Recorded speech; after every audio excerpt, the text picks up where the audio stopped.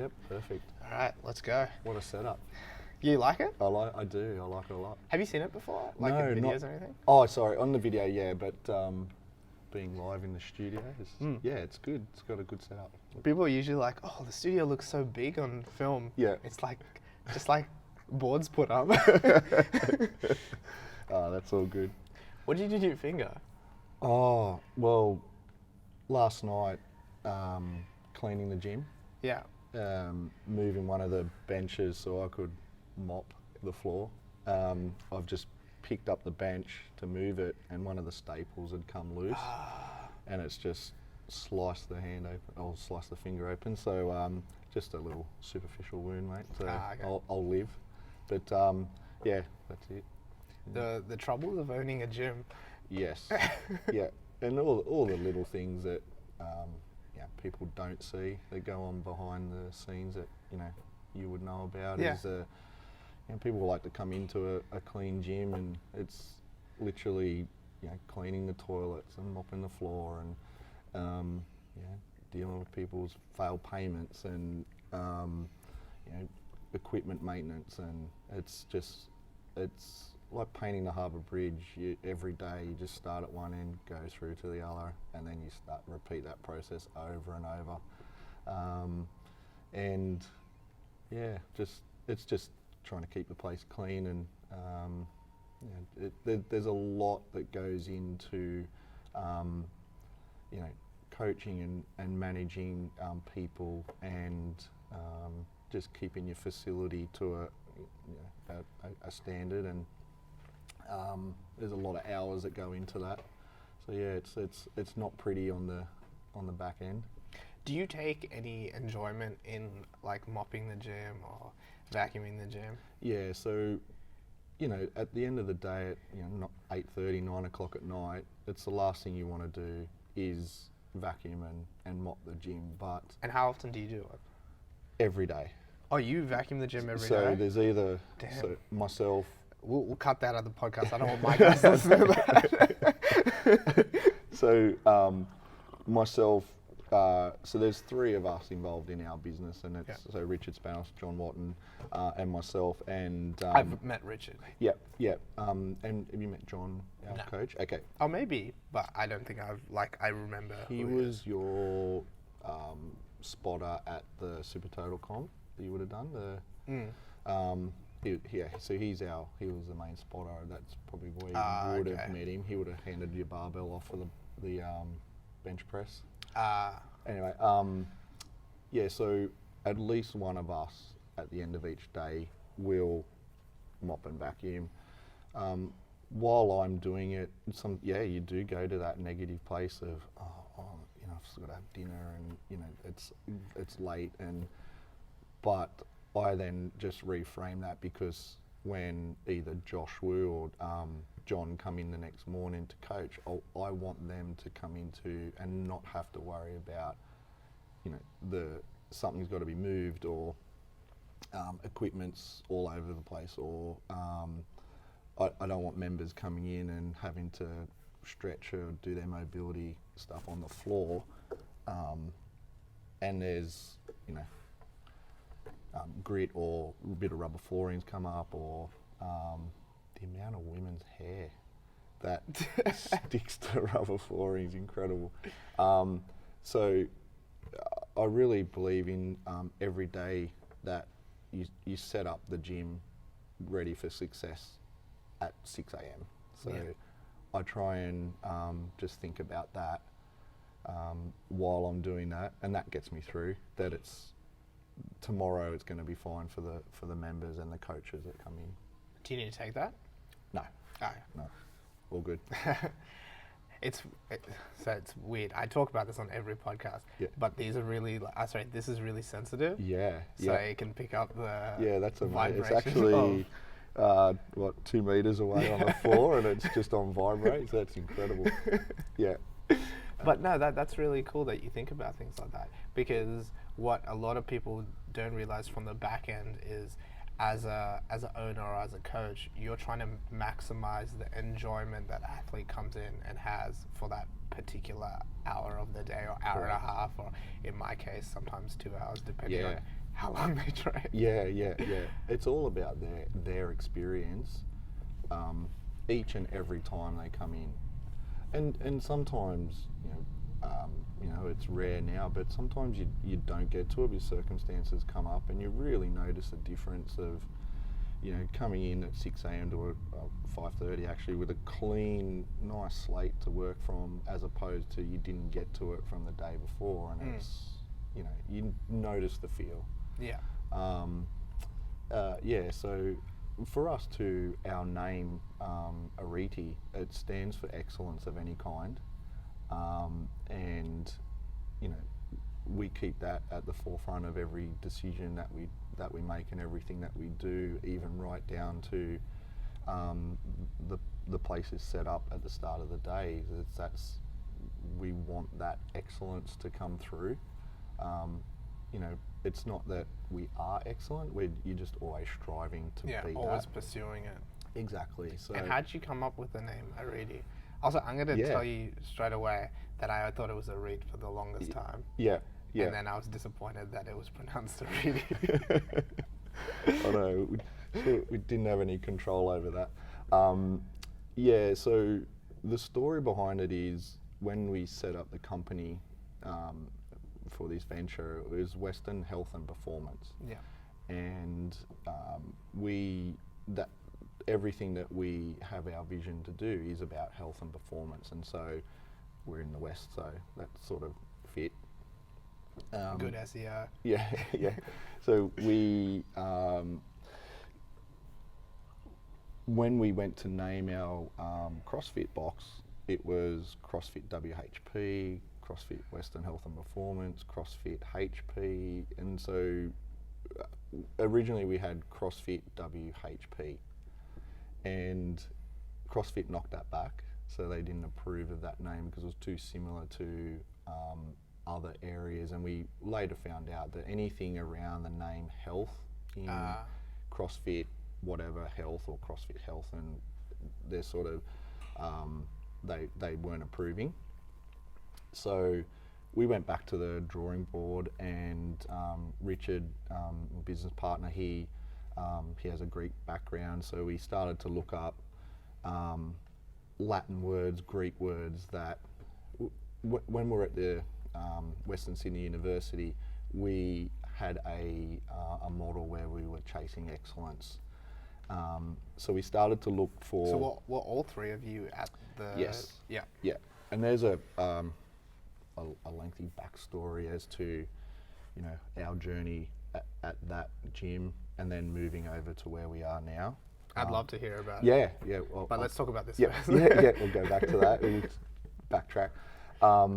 So we then started to look at, Latin and Greek words that meant excellence, and so we come across the word Arete, which is, stands for excellence of any kind, and it also has a second meaning of fulfilling one's full potential. And just straight away that seems like the opposite of sandbagging. Yeah. And straight away that resonated with us. At the time, we actually had the rig, and we had a lot of equipment that we purchased from AlphaFit. Yeah. And our rig arrived, and we're sitting in the industrial unit looking at, okay, is CrossFit Arete, is that, does that fit? And then we looked up, and the A for AlphaFit is on the rig. Yeah. And so we went, we can just say that that's Arete, So just that A kept coming to us, and so we settled on CrossFit Arete, and we excellence of any kind, fulfilling one's full potential, and it's something that we could create a brand around. So we settled on that. CrossFit approved it, and straight away, no knockbacks, right? No knockback, straight away. So away we went, and that's the name. And so I'm really pleased now because CrossFit Arete is it's a brand that we can build rather than CrossFit WHP. Forever people would say, oh, what's WHP? And it doesn't roll off the tongue too well now, and it can, just a bit of confusion around it. So that's CrossFit Arete. It's worked out pretty well. It's cool. I love your logo, and I really like that decal you have at the back wall. Yeah. It's like, is it Perspex or glass? Perspex. Yeah. Yeah. So Brad from Outback Signs, champion guy. He's done all of our signage in the gym, and he's done a lot around the Hawkesbury. So a little plug for him. He was fantastic. He's fanatical about getting things right, and the in-store was perfect, and he's just a pleasure to deal with. So he's great. Yeah, we're really happy with all that signage. The logos came from Simple Media, which is a website company based in the Blue Mountains. Yeah. They did our website and logo, and they're fantastic guys to deal with as well. So finding that the more people you can network with. And you tried to go for people that were pretty local? Local and good character. Yeah. And people that, you need that professionalism, but also too, you need to have a casual conversation with them, and you want quality job. It's like, you can't have a name also too that says you're chasing excellence and excellence of any kind, and then your website's crap, and your signage looks like, is second rate. So once you decide that it's excellence of any kind, you then make different decisions with every single thing that you do. Right down to your logo, your website, how your toilets look, what your signs look like, when your car park, and all the little things become different decisions. Yeah. So that's very cool, and it's cool that it all stems from a name. Yeah. I think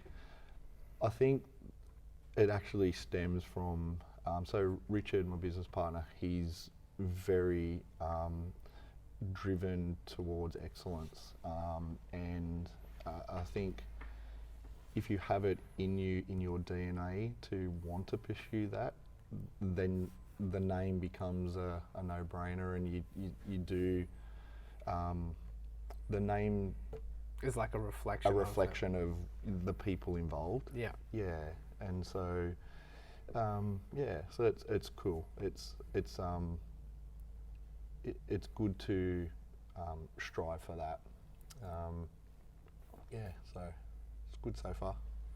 Tell me how Arete even came to be. Yeah, okay, so 5 years ago now, so 2014, I joined Western Sydney University, and I was managing the gym on the Hawkesbury campus. And were you powerlifting at that time? No. Okay. No, so I actually just got into powerlifting at that time. Yeah, so I wouldn't say that I was a powerlifter. I was probably doing some squats, bench, deadlift, but and I think that's can get confused with a powerlifter. Yes. So I was training those movements, but I was very raw to it, and my technique needed a lot of work, and so right at that moment was when I started to have a passion for powerlifting. So for the first 2 years that I was there, I basically didn't have a boss, and I had a gym that had 600 members, and there was one squat rack, there was just one bench press, there was no one deadlifted in the gym, and I was, I've got this, I've found this passion of powerlifting, and I'm loving squats, bench, deadlift, and no one does it here. And there was, I had a small team in the gym, and some of them, there was only one, so there was 5 staff members, only one of them had any qualifications, and the rest were just worked reception hours on the front desk. So basically, including myself, there was only one person employed who could actually train someone, and there was 600 members. So And you were a PT at the time? no. So even today, so I have a Cert 3, a Level 1 powerlifting coaching course certificate, and a CrossFit Level 1 trainer. Yeah, okay. Yeah, so I don't have my Cert 4. So basically my my involvement is group classes. Yeah. And it sort of has been purposeful too. I would rather sit with someone and discuss how they're going mentally rather than going one-on-one and just putting them through a personal training session. Yeah. I'm built to deal with feelings, Yes. not so much. And this is something that you've actually been exploring lately as well. Yes, yeah, a lot. So, so going back to the first 2 years I was there, I was lucky enough to my ex-wife's cousin, Dylan Smith. He got me into powerlifting and squat, bench, deadlifts training, and he trained out of his garage. So I was in my gym managing that day to day, and then leaving there and going to his garage and training squat, bench, deadlift. Yeah. And he was powerlifting and had been powerlifting for 10 years, and I just looked up to him and admired him, and the strength that he had, and it was like, oh, that's so cool. I want to be like that. So over time, I got more people involved in the gym in squatting and deadlifting, and then after probably, I can't remember the time frame, maybe 18 months, I employed Dylan at the gym, and then powerlifting took off because he was so passionate about it, and people had been getting involved in. Then we had a second squat rack, and then over time it evolved to, there was a reputation getting around the Hawkesbury that we had gone from this, machine-based, almost people just come in and go sit on machines, to a powerlifting gym. Yeah. Well, I always thought it was weird that the university gym was a powerlifting gym. Yeah. And I know that like Wilkes' gym isn't a university as well, right? Yeah, Melbourne University. Yeah. So I know it happens, but it seemed like that whole culture was derived from the trainers that were actually there. Yeah, no, it was something that Dylan and myself had created, and as I said, I didn't have a boss, and that might sound strange for a university, but the gyms to the university, and this is eventually why we all left, was the gyms is so far off their radar that it's not about, they just want, we have a gym for the students. Yeah. They don't care about what goes on inside the gym. Yeah. So we had no money, so I was, Because paid it's not for like stuff. it was you guys charged a lot either, right? No, we got down to $11.75 a week for gym access, and we were running classes, the Les Mills classes, and just some really basic boot camps. Things changed a little bit when the university had the Campbelltown gym, and they closed that down. And so out there they had some boot camp equipment, which was battle ropes and sleds and some old AstroTurf and slam balls, and so. And you guys inherited that, did you? Yeah, so I realised, hey, what he's doing with the equipment out there, because the uni's notorious for they'll just close something down and they'll just store it somewhere and it just gets forgotten about. So I was really proactive about, hey, we want that stuff. So I got that, and straight away we started running boot camps, and then they started to get popular, and so over the course of I guess 4.5 years that I was there, we had built the gym to a point where it was really stale, and there was no atmosphere. Everyone just came in, just sat on machines, on their phones, and then left. And to a point where we were running powerlifting competitions, and we were getting people in the gym that were hitting national records, and then we moved into CrossFit, and so. And why did you start CrossFit? Personally? Yeah, personally, or in the gym. I'm sure it started within the gym only because you were involved personally, right? So just a little backtrack. So at about 2.5 years in, Richard Spanos became my boss as the uni merged the commercial services and the community services. The gyms came under the community services. They moved us underneath the commercial services, which was a profit-driven area of the business. Yeah.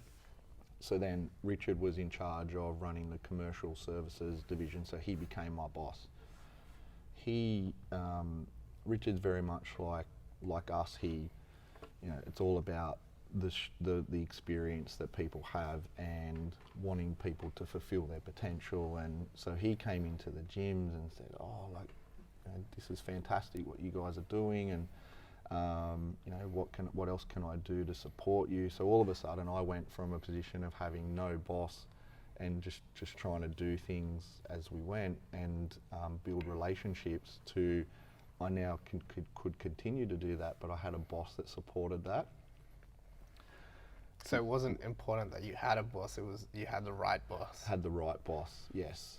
And what happened from there was, and what I didn't know at the time was, the board of directors and the senior executives who Richard answered to, they had no knowledge of gyms. They had no inkling to support the gyms. It was just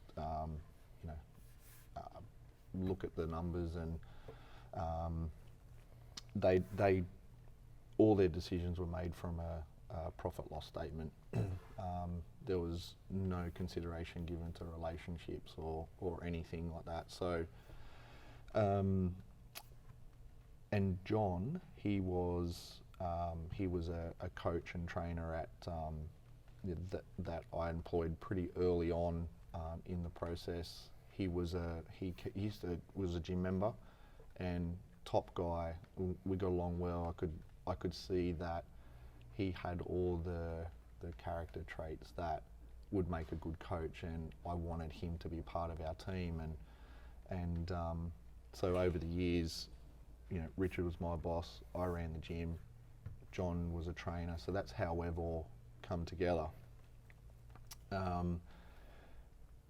With Richard, he recognised what we were doing in the gym at Hawkesbury. The Penrith facility and also the Bankstown facility on those campuses were very much like how I took over Hawkesbury in 2004. They had their own people. They had their own people. They were stale. They were just full of machines. And then so Richard asked me if I would be interested in managing the Penrith facility and the Bankstown facility as well, and basically take the model which was working at Hawkesbury and apply that to Penrith and apply it to Bankstown. And we, instead of just having one gym elevated and doing really well and the other two just stale, we lift the whole network up. And so our vision was to have the best gyms in Western Sydney. We had we were on a university campuses. we could get behind the Western University brand. There's 50,000 students. There's 5,000 staff. What we could do with that reach, we could really change a lot of people's lives.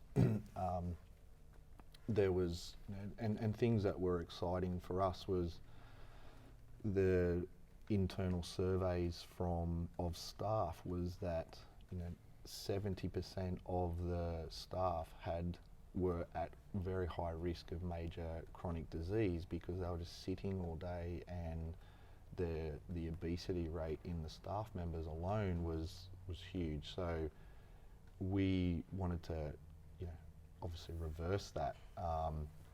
So we started to work with workplace health and safety team. We were running 8-week challenges. We were offering free memberships and one free PT session to staff members that the workplace health and safety team had identified were at higher risk than just the normal population. If they were had a job that was really sedentary, then they qualified for that. So there was a lot of things going on in the background to try and help staff members and also students as well. So the vision for us was huge, and I saw myself having a 20-year career there. What happened was, in a macro environment in the last 2 years, the university has struggled financially. There was lower student numbers than they expected 2 years in a row. Is that why they rebranded and stuff? Yeah, so they rebranded because there was a survey involving there's always a survey involved. Yeah, there's always a survey across all students, that student age, and why did they pick the university that they went to, what was important to them, what services did they want. And they were finding that out of the 5 universities that they had a choice from, they were all selecting Western Sydney University last. Even people that lived in Campbelltown and Penrith were travelling from there into the city to go to Sydney Uni or Uni in New South Wales or UTS. So the university went, well, we're losing so many students to other universities. What's wrong with us? So they spent a lot of money rebranding. And I've heard a number of different figures, but it was tens of millions that they spent rebranding. So yeah, that's why they rebranded, was to try and stop that flow of students living in Western Sydney travelling into the city to attend other universities. And was it successful, do you think? No, I don't believe so, because the following 2 years they had lower student numbers. I think Western Sydney University, it is so spread out.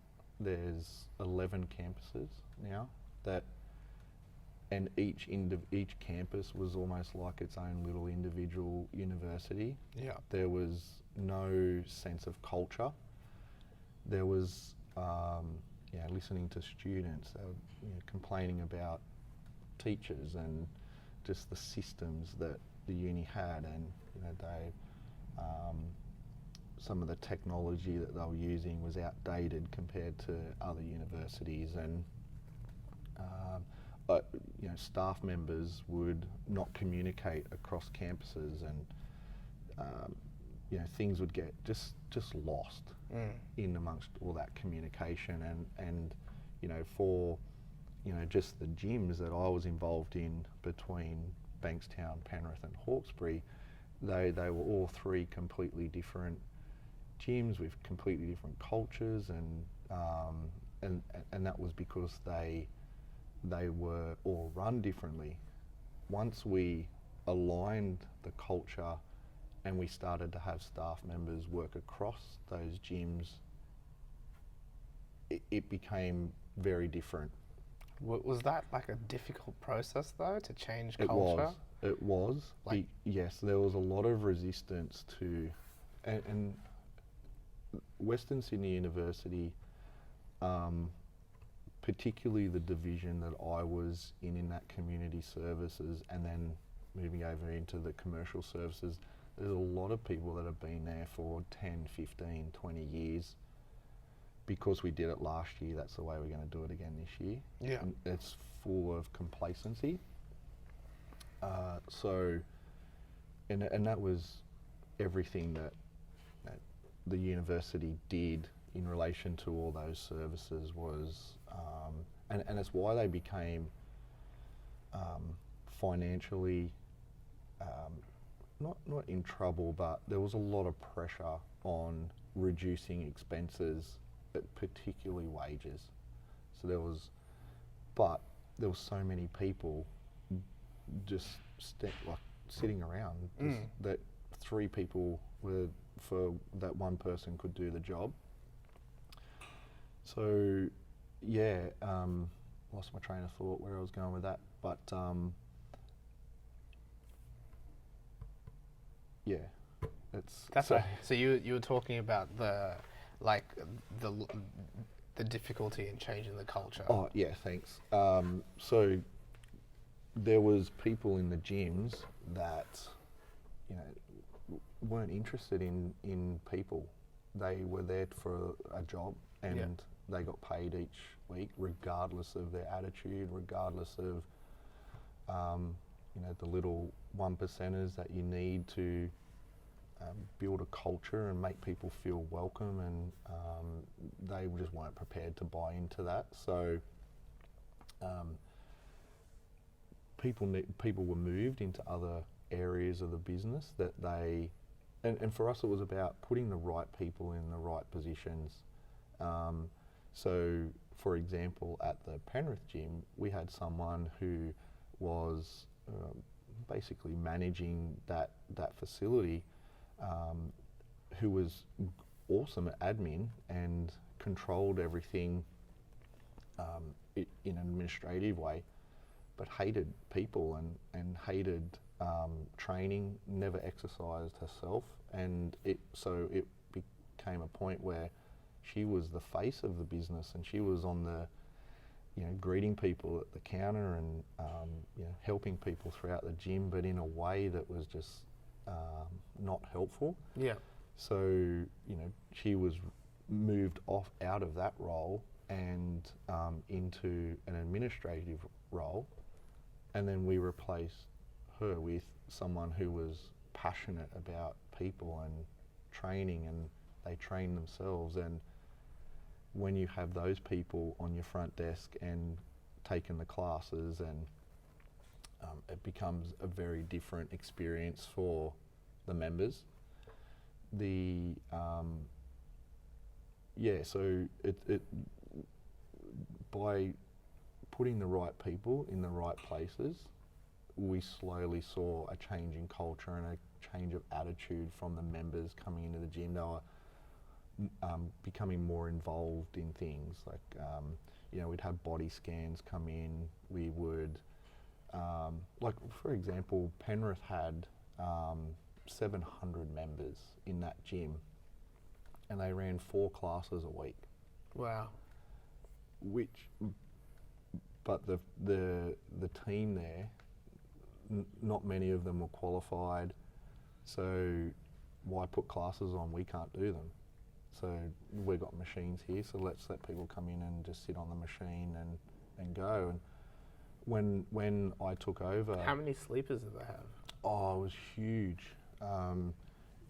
They would have probably over 500 people did not attend the gym regularly. Yeah, so the sleepers, and that's probably the greatest thing that Richard brought into when we took over the 3 gyms, is that we're eliminating sleepers.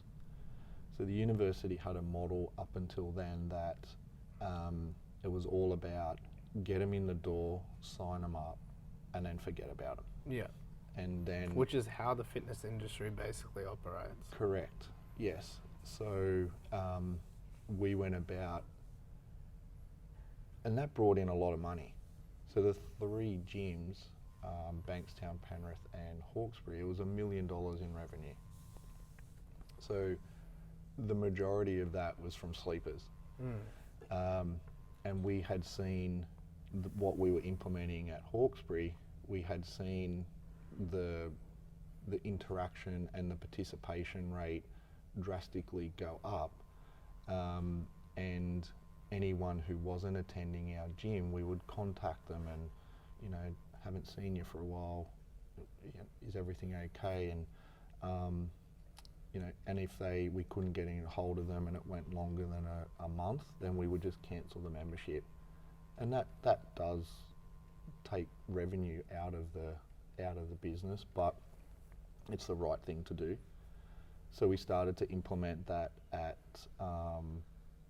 Penrith and Bankstown as well, and Penrith we eliminated or cancelled 200 members that hadn't been to the gym in 2 years, but they were still paying. So were they still attending the university? No. So they just disappeared? Some were, yeah. So students, staff, community members, but it was at, you know, I think it was around $10 a week that they were paying. It's amazing how people just don't cancel their memberships or they just let that go. So, you know, taking 200 members out of $10 a week, pretty much across a short amount of period, it does bring your revenue back down. But again, it's the right thing to do. And did you contact these guys and tell them that you were doing that? Yeah. Well, I had incidents where at Hawkesbury when I was there, not long taken over, and a gentleman rang up and he said, I cancelled my membership 4 years ago, but I've just realised you're taking money out of my account still. And, you know, the refund, we ended up refunding that money back. It was over $2,000. Yeah. But the awkwardness that I felt with that, and just I wanted to eliminate anything to do with conflict for the team. Yeah. So when you don't want your staff to have to deal with that negative. Exactly. Yeah. And so if people, you know, cancel their membership and we're still taking money out, or they haven't been, for me, if someone hasn't been to the gym in 2 months, then you should know why. Because you need to, it's just a care factor.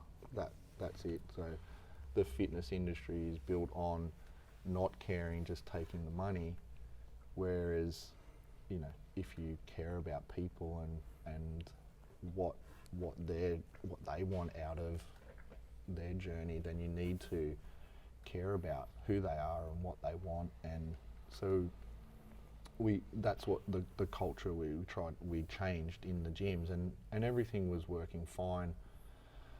And then around June last year, Richard had a meeting with the senior executives, and it was all about, so he was in charge of 160 employees across all the food outlets and all the retail outlets on the university, including the gyms. And their direction to him was, we're going to reduce the budget, and there was a number of different services that they were going to take away, which would impact on student experience, and just the whole direction that they wanted to go was just about cutting. Yeah. And so he said, well, I don't agree with that direction, and so he resigned. When he resigned, they didn't replace him for a number of months, and so then I was exposed directly to the board and to the senior executives. And so, you know, to give you an idea, sitting across a table, my first meeting was with the senior executive who was about to tell me how the gyms were now going to be run. he said to me, I haven't been in a gym since 1994. And this was, last year. So trying to explain how a gym should run and the benefits of it to someone that is not interested in it at all was difficult.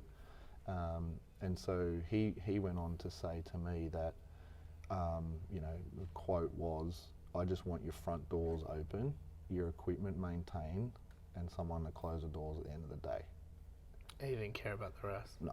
And so, and at that point we had CrossFit and we'd done powerlifting comps and we'd just started our Supertotal comps and 8-week challenges, and we were doing social events, and particularly the Hawkesbury gym, because it had a lot more community members, it was buzzing. It was great and I loved it there.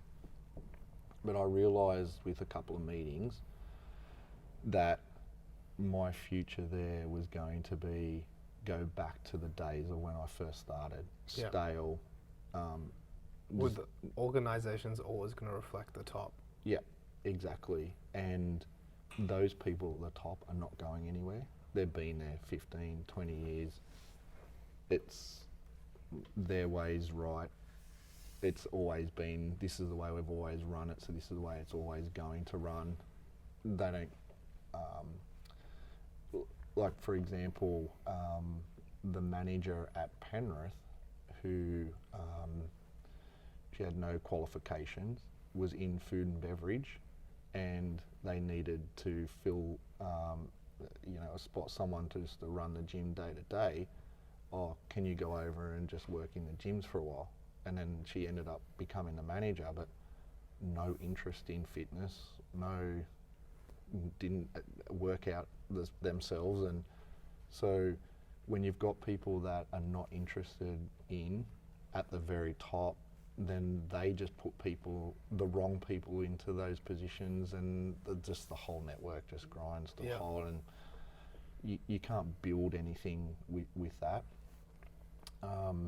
So one of the last meetings I had with them was, yes, we're spending $1 million in expenses. Yes, we get $1 million in revenue, but we want $500,000 in revenue and $500,000 expenses. That's the way that we want to head. So they wanted to downsize everything we were doing. At the Hawkesbury gym, which is where I was mainly based, we were running 55 classes a week. When I first took over, we were running about 20. Yeah. So of those 55 classes, 25 of them were CrossFit. Just to backtrack, the way we got into CrossFit at the university gym was... Just keep explaining, I'm just going to check it out. Yeah, was we had people doing boot camps, and they'd gone from, just participating in the boot camps, having a really good workout, to a point where they were smashing those boot camps, and we were making them harder and harder. Then people were doing back-to-back boot camps. I was like, man, these guys are getting pretty good. And then they started frothing on it. Yeah. Then the moment hit me that we had 2 members that I found out that they were going to CrossFit. As well, or just as well? Yeah. And they were coming to our gym less and going more to CrossFit. And so I'm very big on people need to have a purpose of why they go to the gym. Once they have a purpose, you need to create a pathway for them to achieve that and beyond. So it was about then what is next for these people? So how are we going to, what's the pathway for them to go to that next level? And so... Are those 2 members with you now? Yes. Okay. Yeah. Do I know them? Do I know one of them's sister? Maybe. You want to say their name? Nah, well, I don't want to throw people under the bus. I won't mention their names. I'll ask you afterwards. Yes, yeah, perfect. So yes, they're with us now. So CrossFit was, okay, well and I had done powerlifting for 5 years, so I was quite ignorant as to anything else that was going on.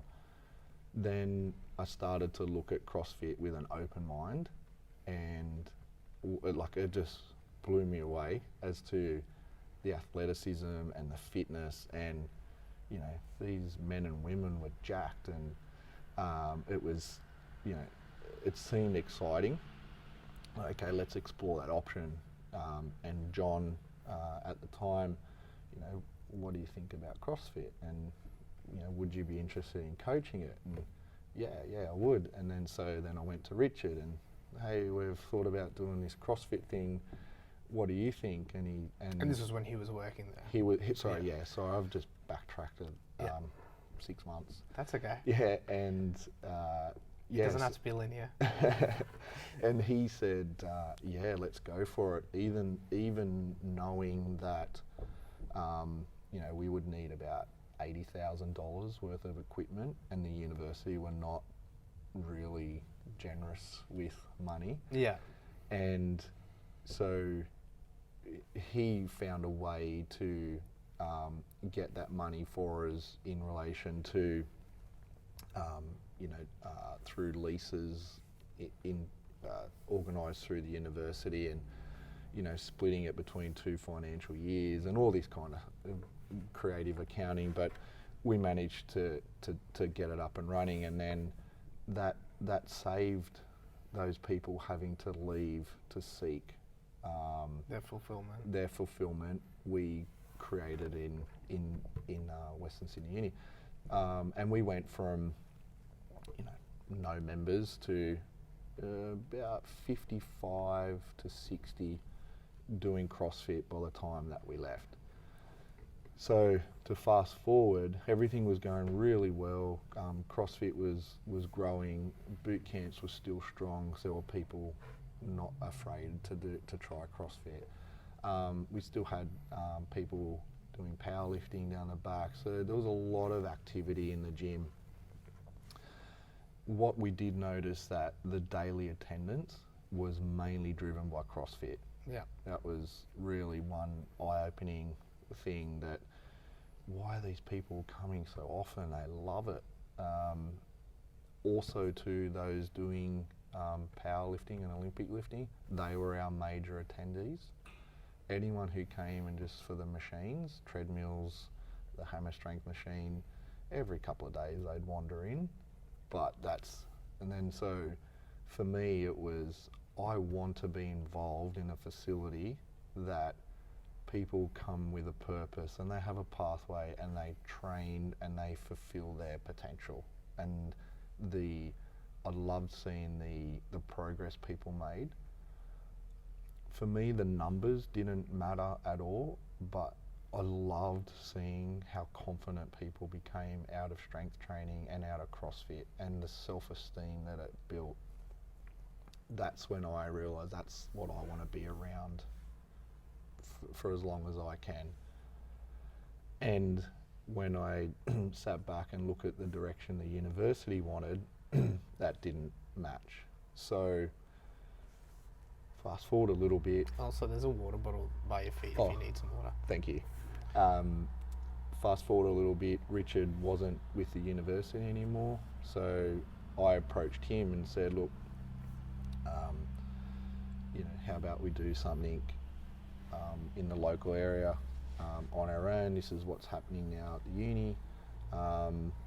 And yeah, he wanted to continue what we had started to try and build at the uni. So was it like an immediate yes from him? Yes, yeah. And we had continued to speak about a possible business venture. Yeah. I could stay at the uni and do both, but he's very business orientated, and he was a national sales manager for Payless Shoes, and so he's been in large corporations his whole career. So because he's at 2X unit, right? Yes, so he's managing stores, for two times a year, and we're 50-50 in CrossFit Arete. Yeah. So I'll grab some water. Yeah, so yes, it was an immediate yes. The trouble and why it became about was the uni wanted to reduce all of our expenses, So they cut classes. wages, and they wanted to be student-centric only. Yeah. So it was asked of me, why have you got so many classes? Because it's $40 a class Yeah. that you're paying out for a coach, and so it came to a point where how many students do CrossFit? None. It was all the community members. Yeah. However, we had staff and students doing our yoga and boot camps and Les Mills class type classes, cycle, boxing.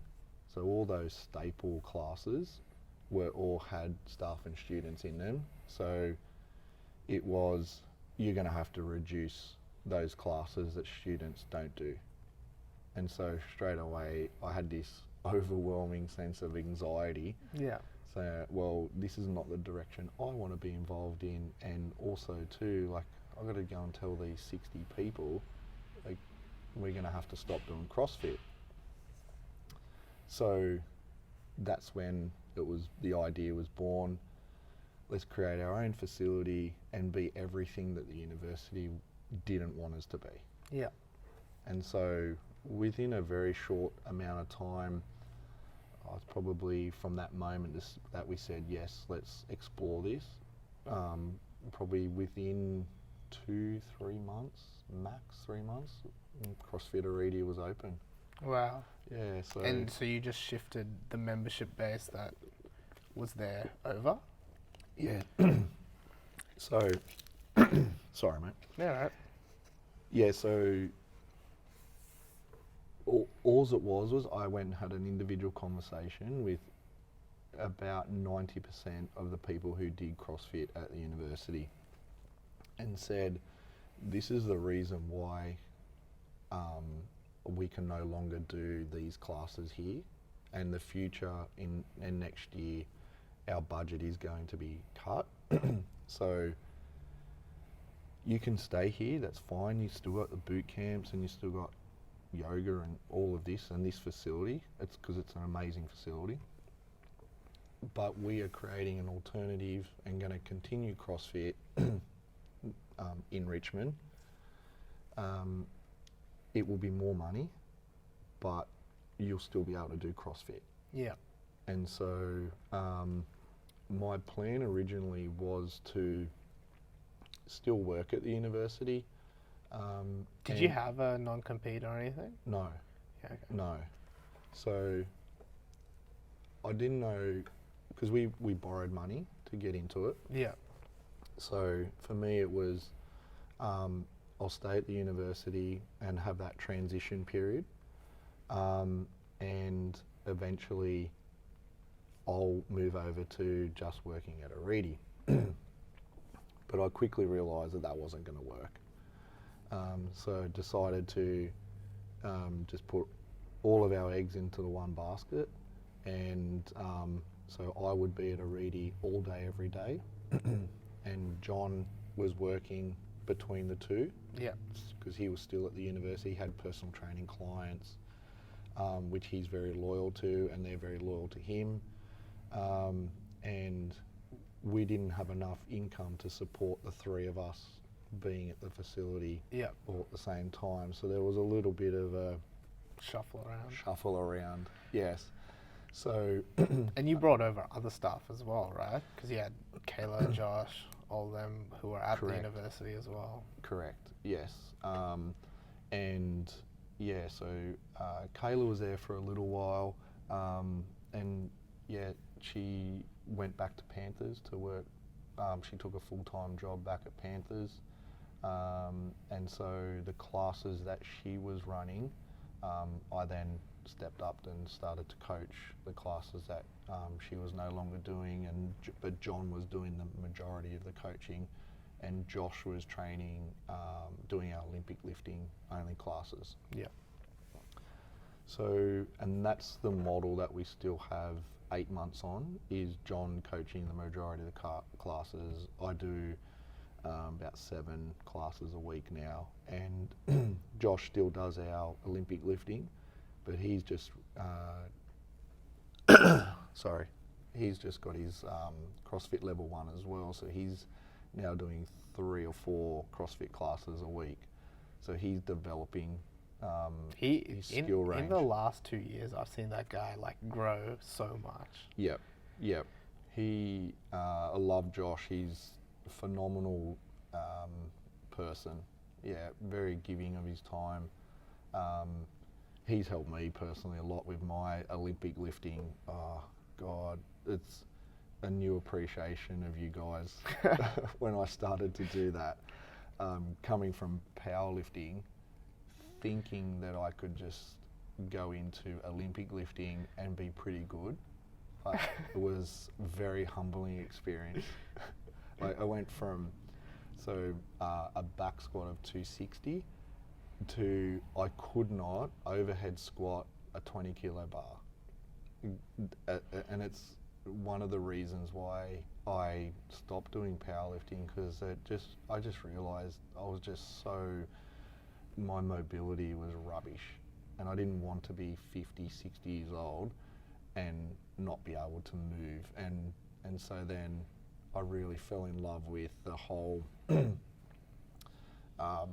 being able to be strong but also mobile, which is where Supertotal comes from. I was just about to say, that's why I love the Supertotal, is that it's the best of both worlds. Correct. You get points for being super strong, Yep. but you got to be able to back it up with your flexibility. Correct. And vice versa. You get points for, if you're a good weightlifter, but, if you can't bench, you're leaving valuable kilos on the table. Yes. Which is where I am. It's like I can't bench, so. Oh, mate, there's plenty of us out there. Yeah, it is. I love Supertotal because it does.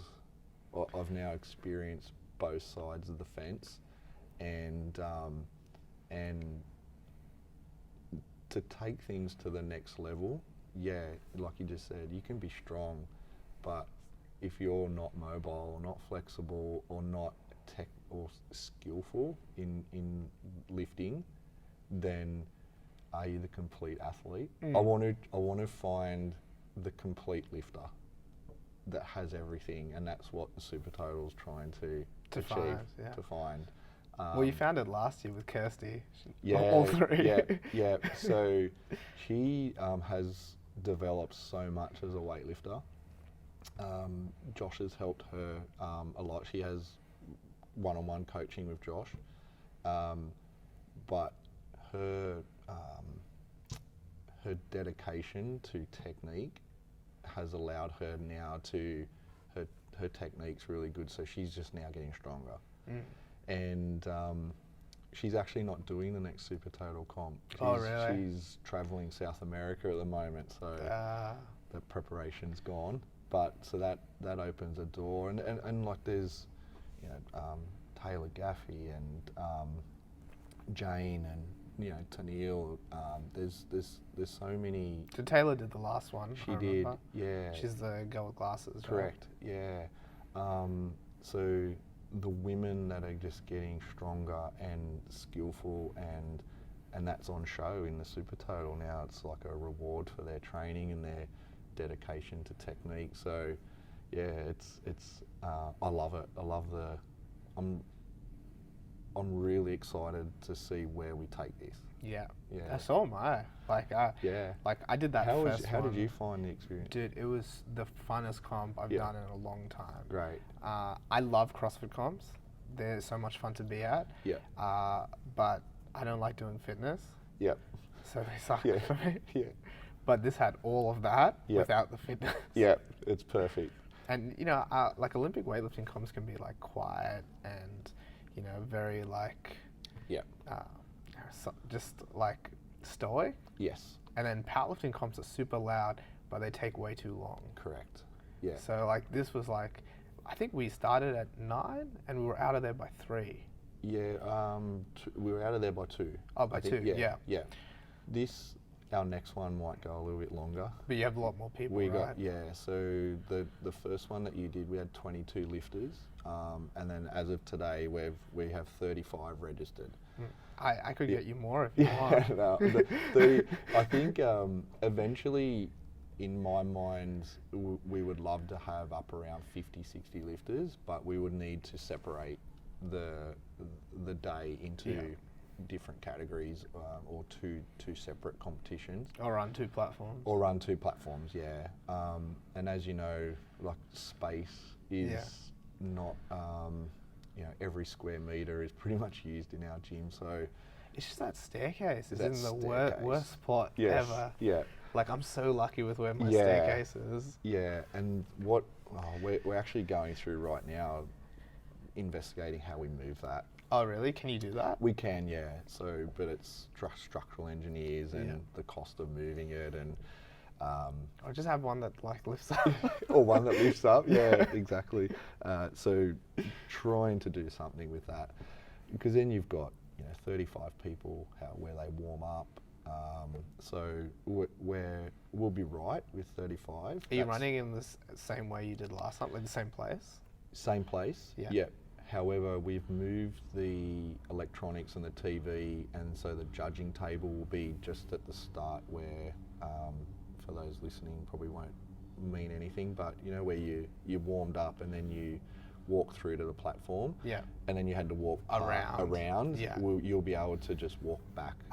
And so I think that will work a bit better. And it'll speed it up too. It will speed it up a lot. Because people would walk the wrong way and then be like, oh no, I gotta go Yeah, back. yeah, exactly right. So that will speed things up. For now too, I mean, you're aware that I looked at tinkering with the process as well, because with powerlifting and the Supertotal, you do feel the energy drain out of the room when the bench press is on. It's not exciting for people to watch, so I thought about tinkering with that, but for now I'm leaving it as it is. You never know. Sometimes you need that lull. Yes. Because deadlifts take so much. Yeah, they do. So much excitement. Yeah. And another thing too, very conscious about, you're doing 5 major lifts, the toll that takes on the body, and the rest in between, basically your 5 events. So the bench press can provide that space that the lifters need to prepare themselves for the deadlift, because that's when it's either won or lost in the end. Yeah, it all comes down to that final lift. Absolutely. And you going back to your point about weightlifting comps and powerlifting, I've been to so many now that I wanted to take what I didn't like and what I did like out of those comps and put it into one. And one thing that I can't stand is silence. Yeah. Probably because there's constantly so much noise in my head that I really I hate people lifting in silence. So I wanted to have a competition to always have music, but good like a live DJ, not coming out of a radio or stereo, but a live DJ, so he has a feel of the room. So when a lifter comes out, even if it's playing their pump up song that they want, then that can be done. Just as they're about to lift, the sound comes down a little bit to listen to the judges' calls, and then a successful lift, up goes the music, and he can have a feel of the room and control the music and control the atmosphere.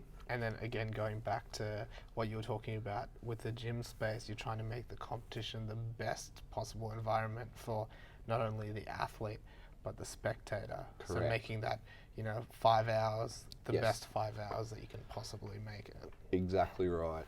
And that was an experience that I had at a CrossFit comp at Benton Gym down at Mittagong. And it was all day, but the music was pumping and the DJ was just belting out the tunes, and no one was bored.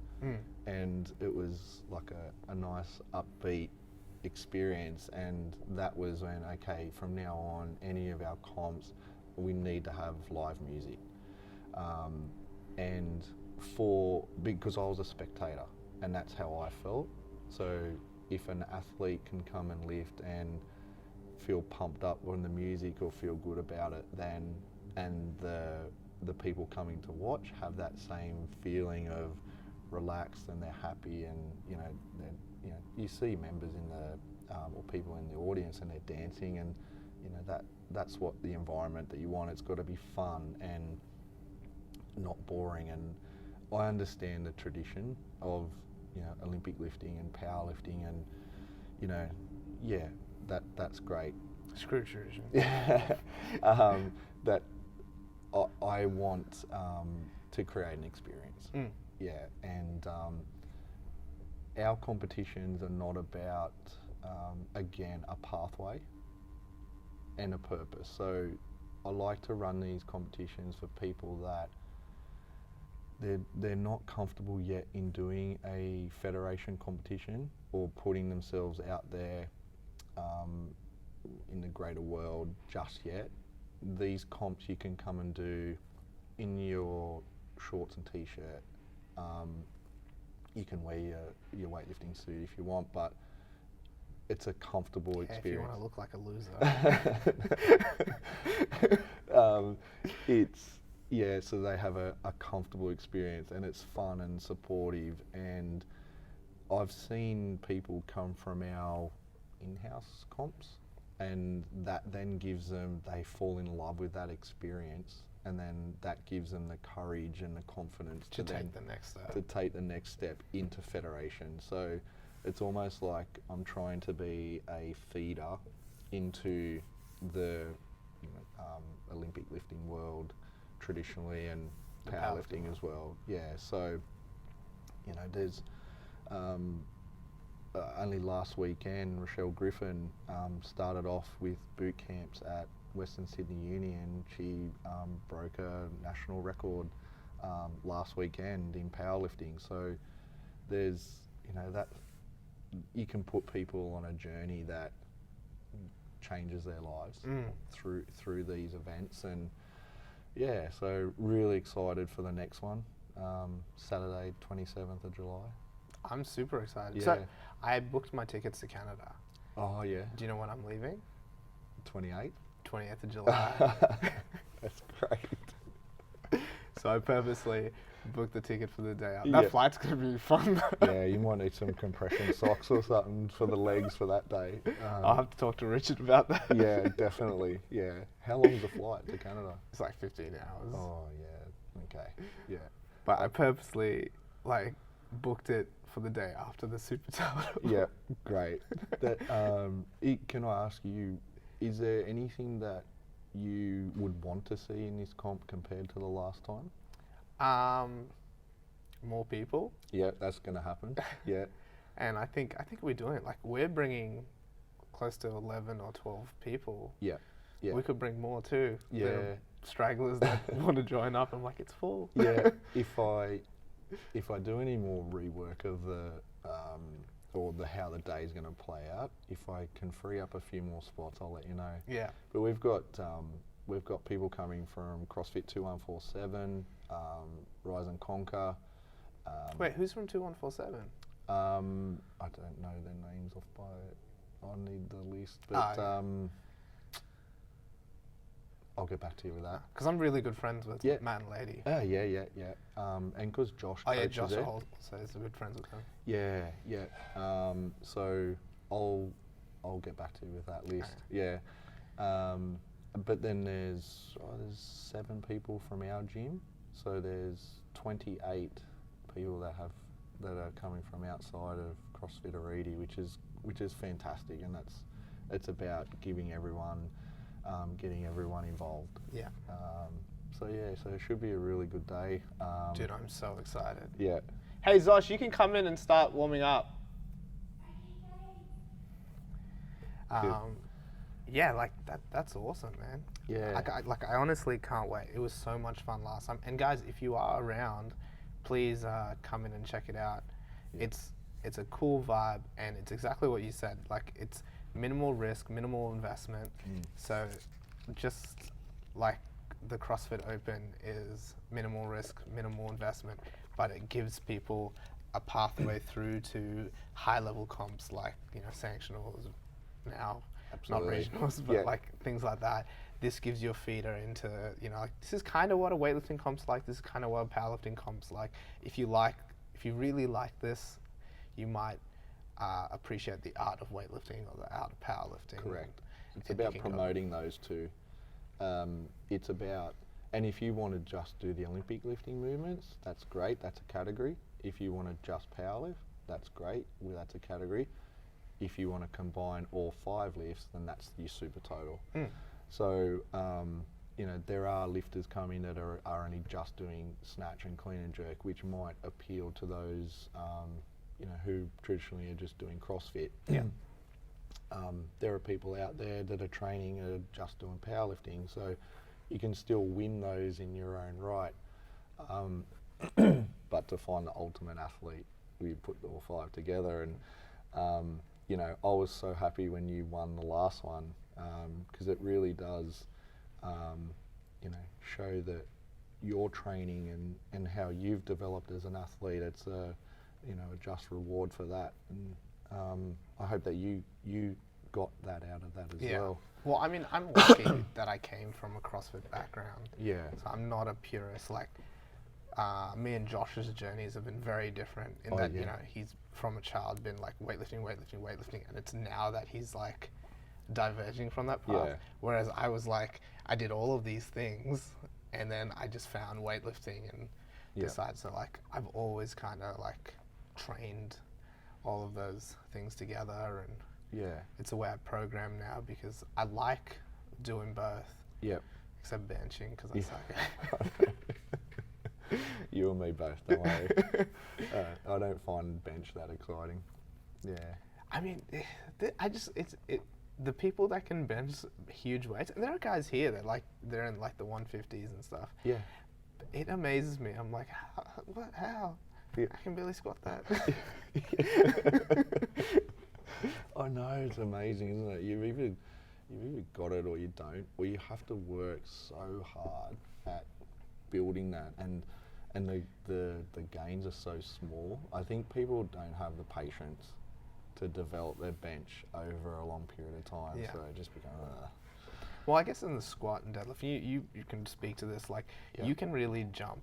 Like, you know, you start off at like a 60 kilo deadlift, and, you know, in like 3 years, there's a good chance that you know, if you're a guy, like, you'd be at 200 at least, right? Like, but with the bench, like, you start off at, like, everyone can almost bench 60 kilos when they start. And they'll probably only be at 100 in like 5 years. It's almost demoralising. The rate of progress is so slow. That's exactly right. I don't think we have the patience these days to develop that. But your squat, you can, a short amount of time, you can put 20 kilos or 20 kilos on your deadlift, and it's like, wow, look at me go. But your bench is 5 kilos. It's like not as exciting. But each their own. So how have you been finding running this gym now that you don't have really a boss? It's, you know, just you guys. I love it. I love the process of developing a culture. I love the relationship building that goes into the members. It's not without its challenges. There's a lot of administration work that needs to be done. You know, you're always there's always problems that come your way, as you would know, throughout the day, whether it's insurance or you know, different things. You know, said like failed payments or someone's credit card stolen, and it's just a process to go through. And I've really found coaching. I've really enjoyed doing or having that experience, and I think that has further developed relationships within the gym. I'm relatively quite green to coaching, so I'm learning every single session that I'm coaching. I'm learning something new, which is helping me develop as a person. I'm one of my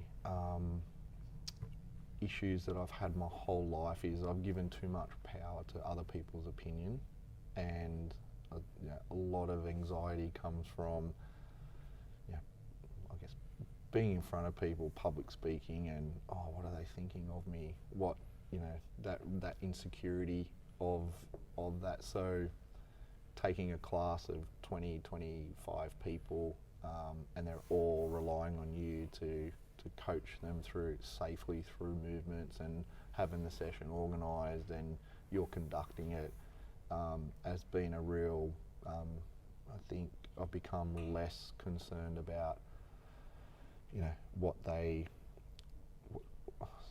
think of me personally, which has helped me grow as a person since coaching. Yeah. So I suffer a lot less anxiety these days than what I did sort of 6 months ago.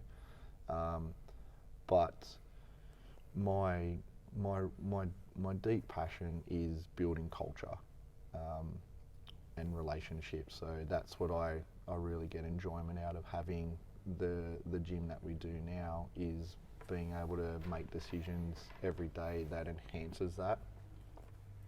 So I'd also to working with Richard and working with John, it's we work well together. Our strengths and weaknesses complement each other, and we all have the same vision.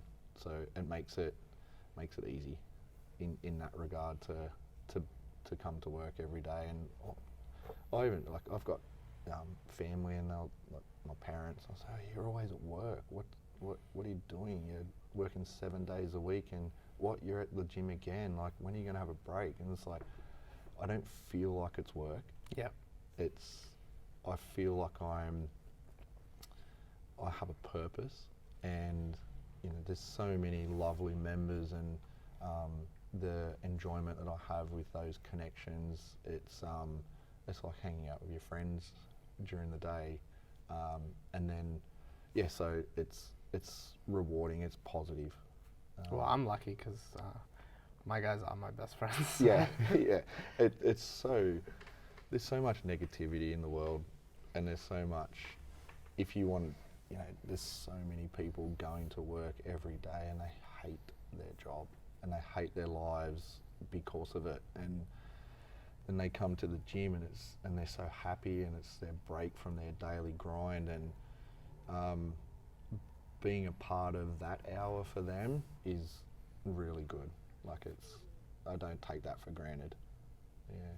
Hey Zosh, you can actually start lifting if you want. Okay, I'm still warming up, but thank you. Okay. Yeah. I told her to come in a bit later because we were recording. Yeah. And these are pretty sensitive. Yeah, that's all right. But I'll probably keep talking. that's cool. I'm happy to keep talking. Yeah.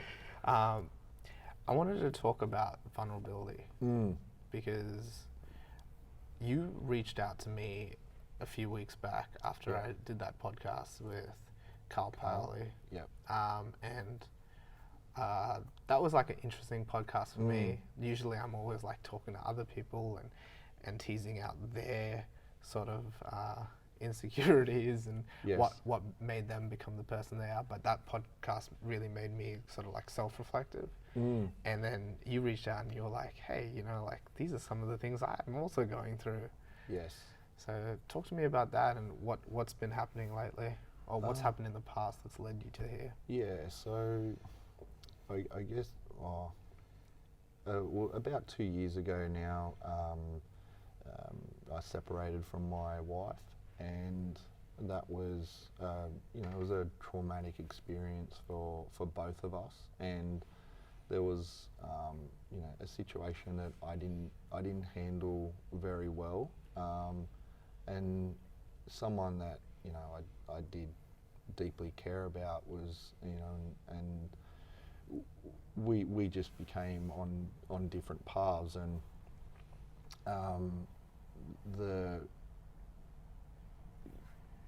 so I worked with her at the gym at Western Sydney Uni, so we all knew the same people. We all had, you know, basically our life was around that gym, and so we had quite a public separation.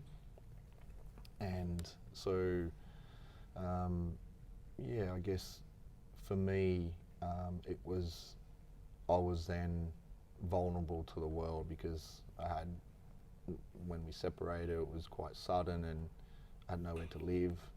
I had no money. All I had was the gym.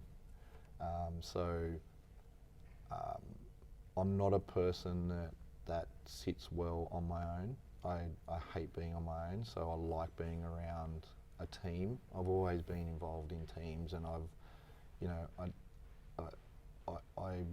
struggle to do things on my own. I would rather do something with another person to achieve something rather than I don't get any fulfillment in myself doing it on my own. So all of a sudden, I was on my own. And so the next, I guess, over the last 2 years, I've really tried to find out why that happened, why that happened. How can I become a better person from that experience? How can I help others that are going through that or potentially will go through that? So about just before CrossFit Arete started, so the transition period between the university coming to me and saying we want to change directions and CrossFit Arete opening, I was in sort of no man's land, and I've got no children. I have no ties to the Hawkesbury at all. My family live north coast, south coast in Canberra, and I have a brother here in Sydney. But I was surrounded by so many people, but I just felt so alone, and I had thoughts where I'm worth more dead than I am alive. So I started to think about if I wasn't here, because I have debts out of the divorce and debts from a previous business. So I started to think, okay, if something happened to me, then the debt that we have is secured by my parents' house. So there's been restrictions on them because of that debt, and if I wasn't here anymore, then my superannuation would pay that out, and I've got life insurance that could sort things out for everyone else, and I started to feed that animal, and I started to go down that track of you're worth more dead than alive. And I got to a point one day where I got ridiculously drunk, and I was at a moment where I was talking myself into doing something, and it was over this course of a couple of hours. I was at home and sitting on my bathroom floor, crying at the toilet, almost about to vomit because I'd consumed so much alcohol, just telling myself to do it. And so I just had this moment of clarity. So I was in the police for 8 years, and I went to a number of different suicides. Why I'm still sitting here is the families that I had to go and speak to after the fact, and the thought of my parents and my brother having to deal with me not being here anymore is the only reason I'm probably sitting here, because I went through a period where I just didn't care about myself, and coming out of the divorce, and there's some people that I was around, I felt like that no one cared about me either. So I picked myself up from that, and I was just so vulnerable.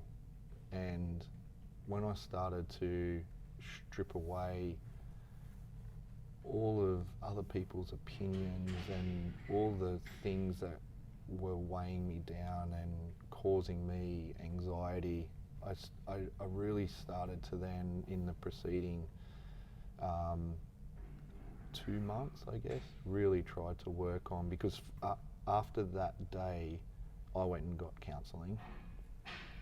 And first of all, I went to my GP and said, I walked into the room, sat down in the chair, and she said, "How can I help you?" And I just started crying. And I'm a 44-year-old man, and I'm just sitting in this doctor's surgery, just bawling my eyes out, and I couldn't speak. And this poor doctor's thinking, "What the hell? What's going on?" And so there was minutes of just silence, and I just couldn't stop crying. And eventually just said, "Look, I need help, because I just don't know where else to go." And so from that, I had 6 sessions of counselling, which were probably saved my life. And I was able to just talk about how I was feeling and what I was feeling, and how scared I was about the future, and my job was changing, and that environment that I was in at the uni gym was changing, and I just didn't know what to do next. So I was just so fearful of the future and the person I was, and whether I had the strength to carry on my own. And but I got some really good advice out of that counselling, and one was to try and allow people just to speak. And you don't have to say anything, but everyone has a story to tell. And the initial 2 sessions of the counselling was just me just unloading everything that was in my head and in my heart and in my soul. And the power that had by releasing all of that was it was overwhelming, and the freedom that I felt from that was incredible. So when I saw your podcast with Carl, I've noticed a lot of those things lately, and I just saw a vulnerability in you at that time, and maybe something that you were struggling with, and I really felt for you at that moment, and yeah, so I reached out to you to say, hey, that was good on you for saying that and feeling that and expressing that, and I don't know whether that created some relief for you, or something that you're just carrying around in your heart, but then when you say it, it no longer becomes a secret or a burden. There's a freedom in that. So over the last sort of 6 to 8 months, I've really been trying to work on being more vulnerable, trying to show more gratitude, trying to just listen more to people, and just try to be that person that can help others, really. And I find being in the gym environment, it complements people like ourselves that want to help others, that really, the power that they get out of exercising those mental demons by coming in and training, and if it's in a fun, supportive environment and they know they've got someone that they can lean on when they need to, that's the type of environment and type of person that I'm now trying to create and be. Yeah. So just a small example, but the other day at the gym, I tripped up the stairs, and I fell on my back, and a couple of people saw, and usually I'd be so embarrassed about that, and I would beat myself up about that for days, but I just, it didn't, I just shook it off, and it was nothing.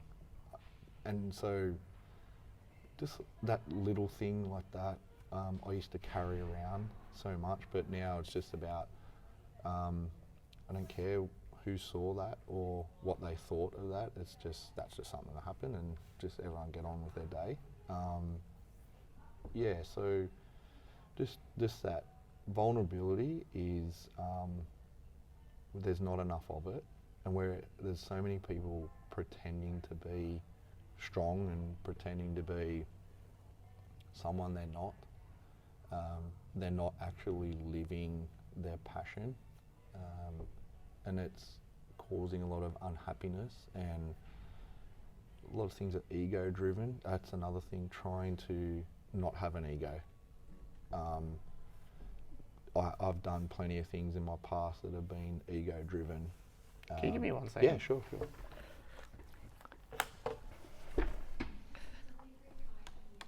For us? No, we're not Adam. I know you're not Adam. Is it for like a mechanics or something? He says it's gym stuff. Ah, Maybe probably. it's not gym. Yeah. What type of gym stuff? Hold on, I'll come and We'll take. I'll tell you on the podcast. Yeah, cool. Damn, we're getting into some good deep stuff on the podcast as well. Yeah, I could feel a bit of emotion too. So it's that's when you know you're into a deep place, and it gets raw and real, and it's good.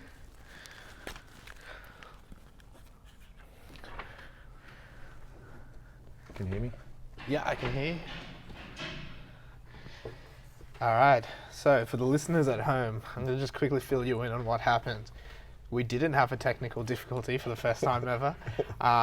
We had someone come to the front door offering us free gym equipment. And we were intrigued, but it ended up not being free gym equipment. We both jumped up, we'll take it. Yeah. I do want to jump back into where we were. Yep. So we're talking about vulnerability, Yep. talking about the growth that you've been having, in particular, you going from this place of like, oh my God, what are people thinking of me? And being quite, how would you put it? Like Ego driven, doing things that, trying to, I guess, satisfy your own ego at the detriment of others, and just not being happy in your day-to-day life, and doing things that don't bring you happiness, basically. I think what I have learnt in the last couple of months is you need to really find out why you're doing things, what makes you genuinely at peace, so you can put your head on the pillow at night and go to sleep. You need to be kinder to yourself. We all live a life where, there's no right or wrong, technically, but there's just lessons, and you're living your life in a way that you think you're making the right decisions at a particular time, and sometimes they don't work, and you start filling your life with regret, and you start to regret more of your life than you enjoy, and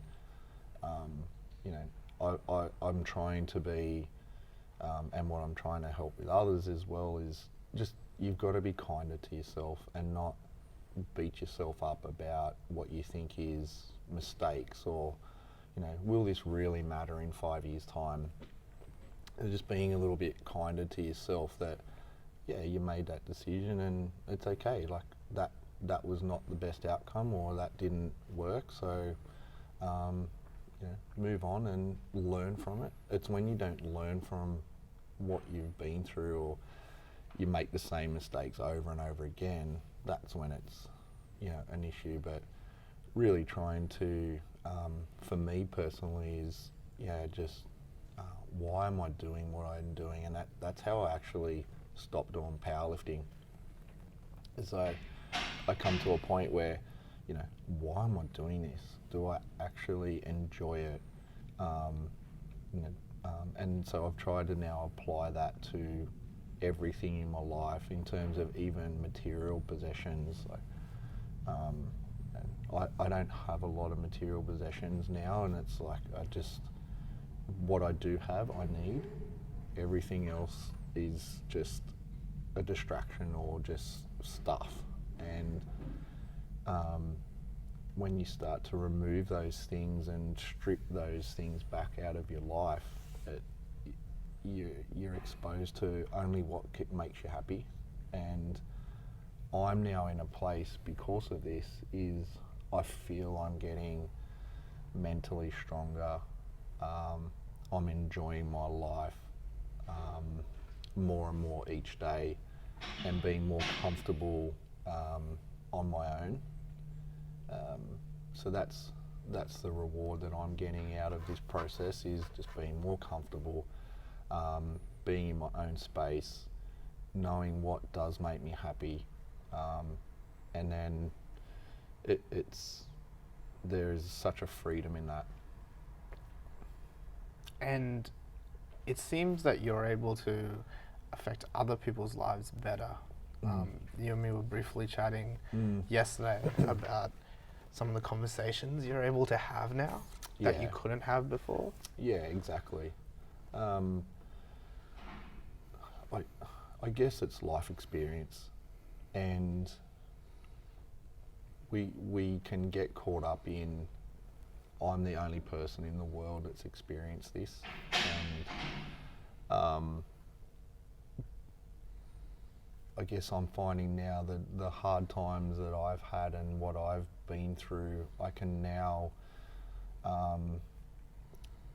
accept other people's problems and what they're going through, and be able to just give them an ear to listen to.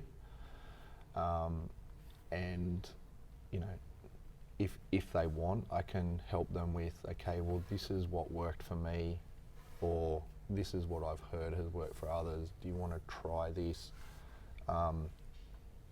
I can take on a lot more now than what I could before, because there's probably a number of people right now who I'm having these types of deep conversations with. By me being free of my own issues and being more comfortable in my own mental state and my own mind, I'm able to take on other people's as well. So we all have a bucket, and that fills with emotion, and there comes a point where there's a tipping point and it spills over the top. I think a lot of us have our buckets already full of our own stuff, which is probably unnecessary. And I've found that my bucket has emptied a lot from my own anxiety and fears and challenges and issues, and so it's made it easy to allow others to fill my bucket with some of theirs. Yeah, share the load. Share the load, yeah. And that's a big part of coaching. It is, yeah. Earlier this year, I had a very good friend end his life, and he was a member of your gym. And he was a member of our gym, and I knew that he was having his struggles, but I never, and again, no one would have ever thought that I would have done it either, and I never thought that he would do that, or even have the potential to do that, because from the outside looking in, he had a great life. But he chose to do what he did, and for his own reasons, and I'm really just so sad about that, and you know, his family, and I don't want, whatever I can do to prevent that happening to others, if it means taking on someone else's emotions even for a short time, I feel like I need to do that now, and I'm in a place where I can do that. So, you know, we're very fragile people, and just the more that we can all help each other and reach out to each other, and if you have people in your community that you know you can go to without judgment or in confidence, and just share some of your burden, it might just save a life. That's what I think about now. So, And just as a side note, that first Supertotal comp that I attended was actually dedicated to Dan Sachs. Yeah, who was a lifter. And Yeah. I met his mom, and she came up to me afterwards and was like, you know, you remind me of him, because obviously we all do. love Yeah. weightlifting, and Yeah. it was like, it was very touching to have her there, and obviously for her to, I don't know if she was part of the community beforehand. Yeah, she has been for a long time, yeah. Like for her to appreciate, you know, the memory of her son as well. Yeah. And I think you guys really did well, did a good job. Yeah, thank you. And so the first Supertotal of each year now will be the Dan Sachs Cup, and that's in his memory, and that was our first competition that we ran to without him. He controlled all of our scoring and spreadsheets and next lifter, and so he was incredibly smart, gifted man. He was an aeronautical engineer, and just worked for Airbus, and you know, graduated with honours from UTS in engineering, and it's just, you know, just so talented and gifted, and so many people loved him, but he must have been lonely on the inside and not able to express that. And, you know, so that was our first comp without him, and so it's anything that we can do now to make sure he's not forgotten and he's always with us. That's what that's about. The Dan Sachs Cup, and making that a special Supertotal at the start of every year. So yeah, all of this stuff, you know, people say it's warm and fuzzy, and you know, they don't have time for it, but you know, sometimes it's life and death, a person's mental state, and you know, it could just be a short term, and I know with Dan, because of our conversations and my time with him, that his problems that he was having were short term, and he decided to do what he did, and so which is a sort of like a permanent, you know, was a thing to do for a short-term problem. Yeah. So I think the more that we can all be aware of each other, the better. And that's, you know, part of one thing, and you know, you have that relationship here with your members, and so I love following you guys, and my belief is that I want to know every person that comes into our doors, their name. That was a bare minimum. If you worked for me at the uni, you had to know every person's name that walked through the door, because that's an acknowledgement. That you just ignored everywhere you go. You're just a number everywhere you go. But on that hour of the day, if they walk in and hear their name, that is sweet to them. Or at the very least, their Instagram handle. Yeah, that's right. And then from there, you get to know people and you get to connect with them. So yeah, having an investment in people can be life or death. Yeah. I can see that. Yeah. Yeah. I know what it's like when, you know, you're noticed. Yeah. When people appreciate you. We all love that. When, like, it can make the biggest difference to your day, your week, your month, your year. So, Yeah. I can fully appreciate what you're trying to build at Arete. Yeah. Sorry. Yeah, it's financially for me and Richard and John, we're all worse off. But we never think about that, and it doesn't come up in our strategies or what we're trying to do. You know, it's all about growing a community for the community. You know, we feel that, you know, and that's what you have here too, is the members are the owners as well. Yeah. It's not that. I fully believe that. Yeah. With my gym. Yeah. Absolutely. It's cool to see that you do too. Yeah, it's not, we don't want to be above anyone else. It's not, obviously there needs to be someone accountable to run the business. But on a day-to-day, we're all training together. We all share our feelings and thoughts with each other. We're all there to promote each other. You know, we've had a couple of people come and go from our gym, and they have come and gone for the reasons that they're there for their own ego, and they quickly realise they're not going to fit in here because we don't feed that behaviour. We want to be happy and we want to be humble, and we try and live that every day ourselves. And again, I see that here as well, and that's why, you know, I guess in our Instagrams, and it comes across to other people that, you know, oh, you've got such a happy place there, but there's a lot of that's purposeful. Yeah.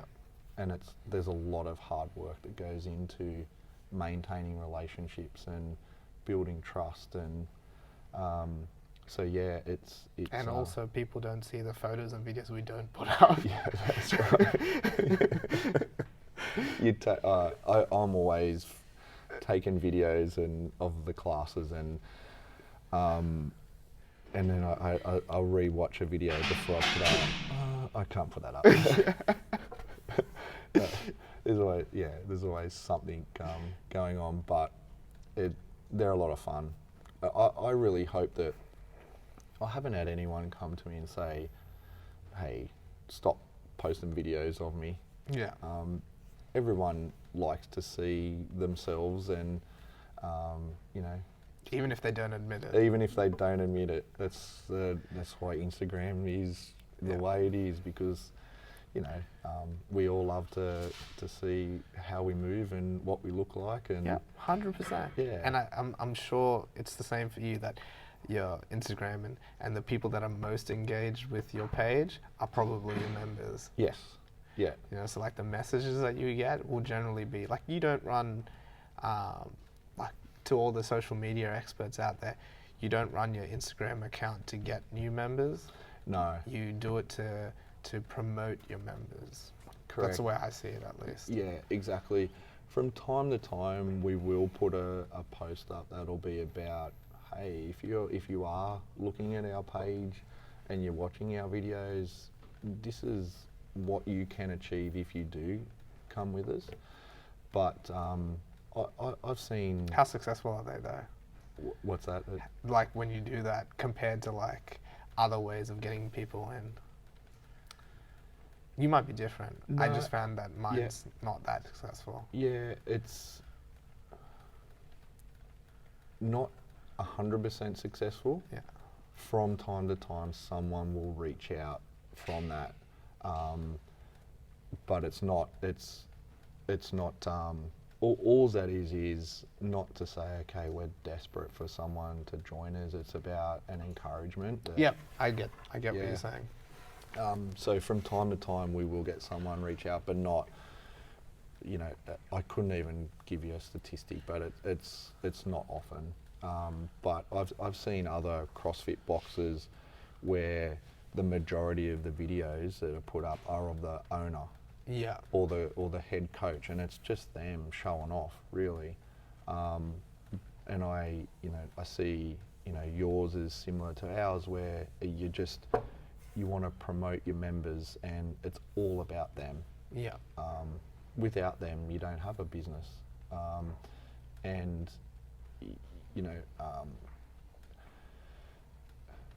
it's about acknowledging them in your facility. It's not about you trying to get more business out of it, or it's just an acknowledgement to them. Yeah.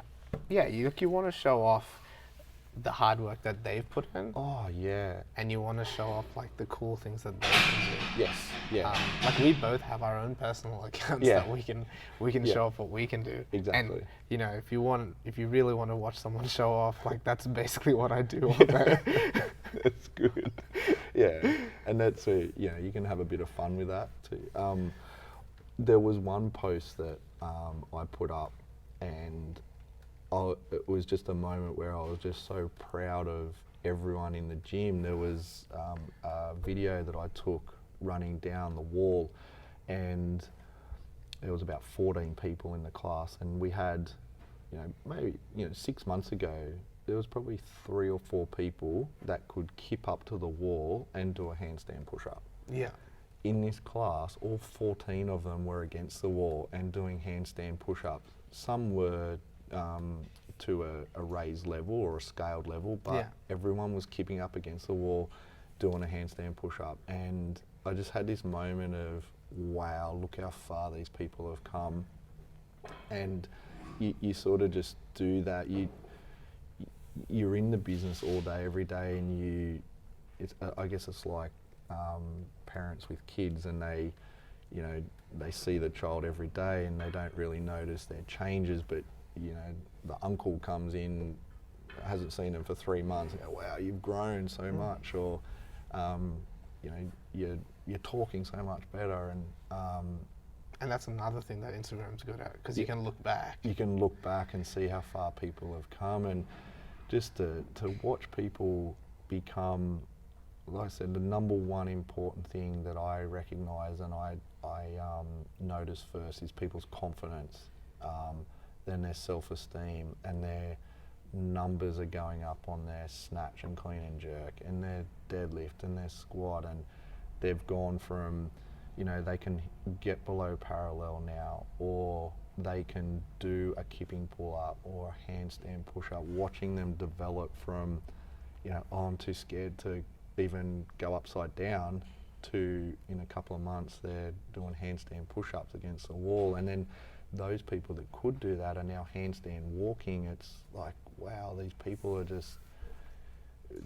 they're just growing and becoming happier and more confident, and just their skills are getting so more advanced. And so for us as a business now too, is about, where do we go next? Wait, have you thought about that? Have you talked about it? Can you talk about that? We have. I haven't spoken to John about this yet, Okay. but there's some things that I can also delay this podcast if you want to talk about it. I'll fill you in, and because we're speaking about this with John this week. So John does all of our programming, and does a great job with it. We're probably, as far as I'm aware, the only CrossFit gym that programs an AM and PM programming. So you can come and do a particular class in the morning, and then the afternoon workouts will be completely different. Yeah. And they're done that way initially when we started, so people could come in and do 2 workouts in the day, and they'd be completely different. Yeah. So when we first opened up, it was interesting to... And did you always do that, even at WSU? Um, Or did you start that here? no, we started at WSU, Okay. but we were running less classes at okay. WSU. So it was, people did want to do like yeah, 2 on a Tuesday because they couldn't come on Wednesday anymore. correct. Yeah. But we're finding now that people are coming every day, Yeah. and there's not a lot of people, but there are people that come twice a day, and they'll do morning and night. So, the way it works is it mirrors. So Monday to Friday in the AM, you might go start with gymnastics, move into conditioning, and then you end the week with weightlifting. Yeah. Whereas in the night PM, Goes the other way around. weightlifting, and Yeah. you end gymnastics. So that's how it works. So if you are someone who only comes once a day, then you're not missing out. Correct. Yep. So we've really tried to. So I've started to look at the management of people and how much training they're doing. Is that causing them risk of further injury? But also too, the main thing is we have found that when we first opened, everyone was doing our classes. Yeah. Now we're finding that there's people that are branching off and doing more skillful workouts in terms of ring work and rope climbs and handstand walking. So the majority of our members are not ready for that Yeah. But skill set. you have a certain few that are evolving. Correct. You get your membership then like in a cyclone where it keeps feeding itself Yeah. in through the classes. Everyone's doing the classes rather than just a front moving through where they come in, do your classes, oh, I'm now too advanced for these, I feel like I need more, and they just keep going out the other Yes. side. Yeah, like you don't want it to be a tunnel. You want it to be like a Yes. turbine Exactly. where people get deeper and deeper and they can't leave. That's exactly right, yeah. That's where the cult is. Yeah. Tie 'em into the cult. Yeah, so that's... So I'm gonna need $100,000 from you as well now. You're now the owner of CrossFit Arete as well. Yeah, exactly. What a good business model. Yeah, I mean that's a pyramid scheme start. That is. Yeah. Though, funny you say that. Like my dream would be able to make this place client owned in some way. We've looked at that, Yeah. and we've actually, Richard and I have discussed that about how to create that model. Because you imagine the buy-in. Oh, and there's studies out there that when employees have a buy-in to the business, the productivity goes through the roof. Yes. So, having members as part of a business model that they are part owner of the gym, you would find they would use less chalk, they would clean up after themselves, they would be so much more invested in other people in the gym. So that is something worth exploring, definitely. I feel like we're gonna have like 10 conversations after this podcast as well. How many hours you got today? I am free all day until like 4:30. Actually, no, until 1. Yeah. So and it might be. I think too, the fitness industry has operated for so long on this is our way and it's the best way, and everyone else can go to hell. You need to join us because we're the best. I think there needs to be more collaboration between facilities. I agree.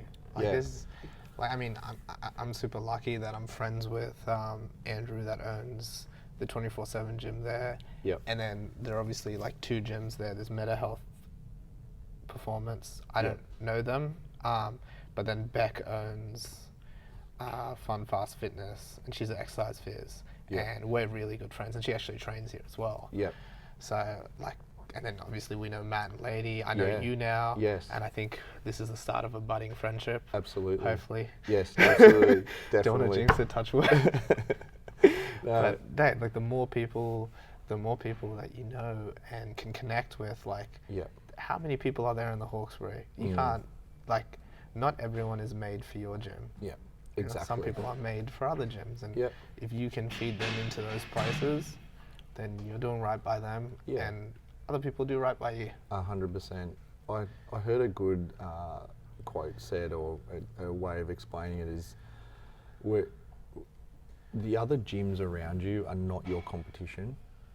There's so many humans that need physical fitness and need help with their nutrition and need to move, that our actual competition collectively is the TV and the lounge. Yes. So we need to stop looking at each other and don't go there. We're the best with the current pool of people that are already going to gyms.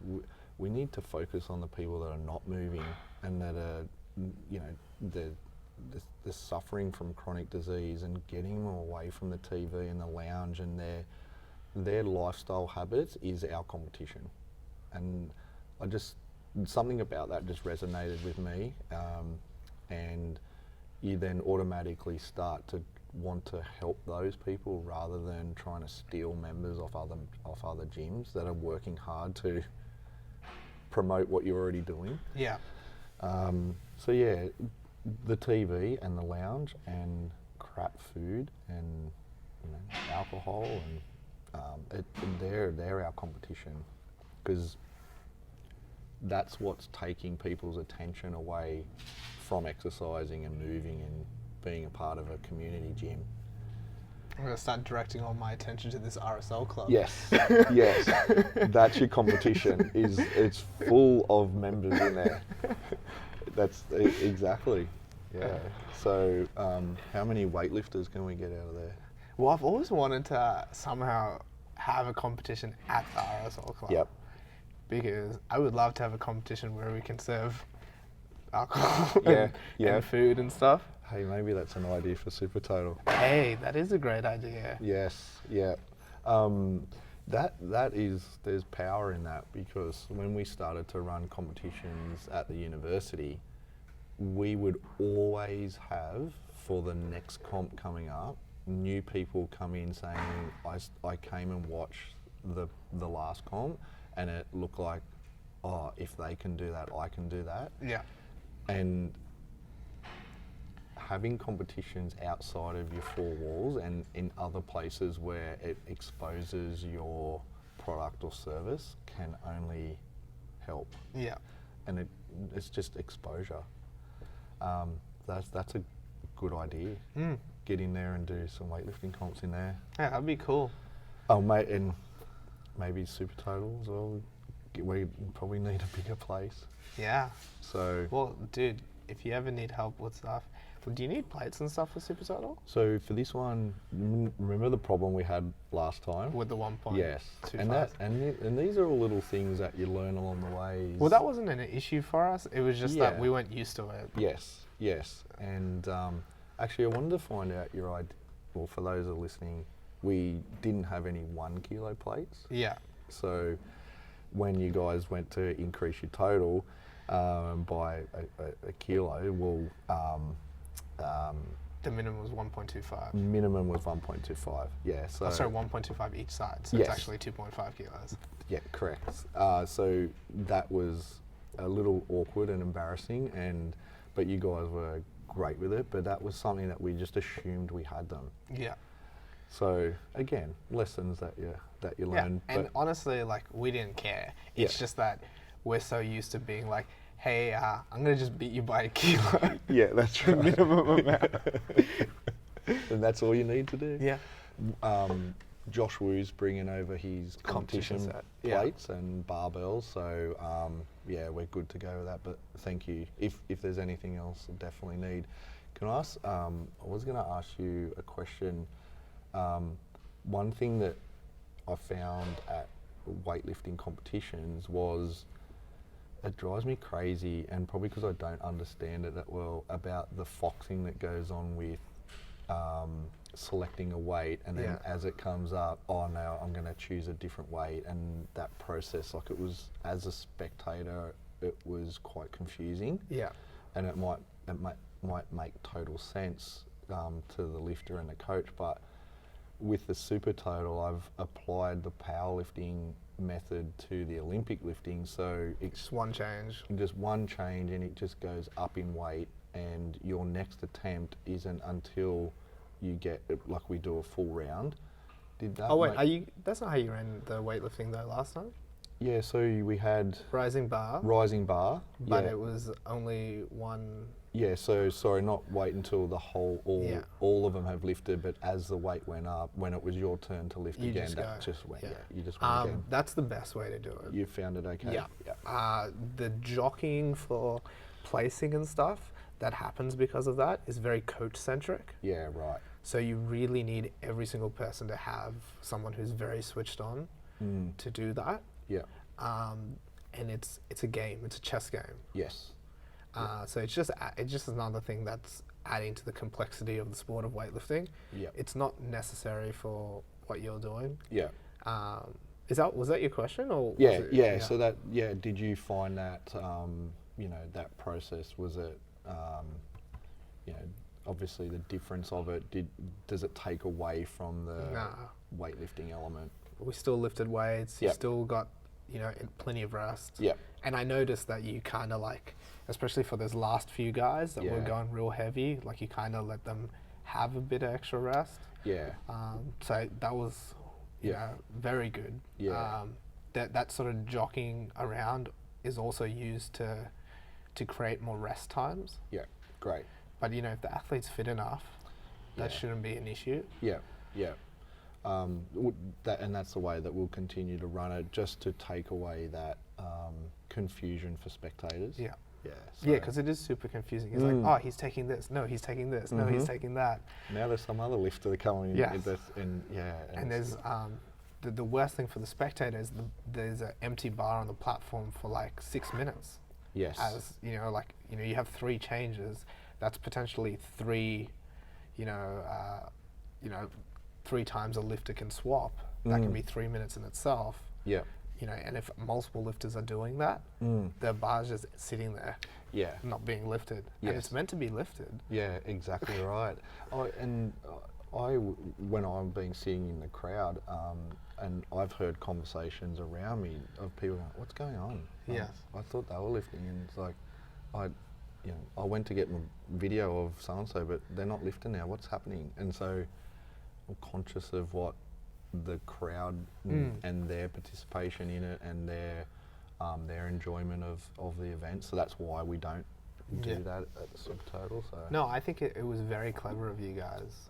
And it was probably more about we Time? didn't know what was going on rather than being clever about it, but it was just trying to really simplify it. yeah, and it makes it easier for the people officiating too. Officiating and loading. Yeah. Yeah. Oh yeah, you don't want, like, one of the worst things in weightlifting comp is being a loader. Yeah. Because you're like, 1 kilo, oh no, 2 kilos. Yeah. And so the trick is that if you're coaching, you wait until the loaders have sat down, relaxed, and then you change, so that, it takes extra time for them to stand back up, Yeah.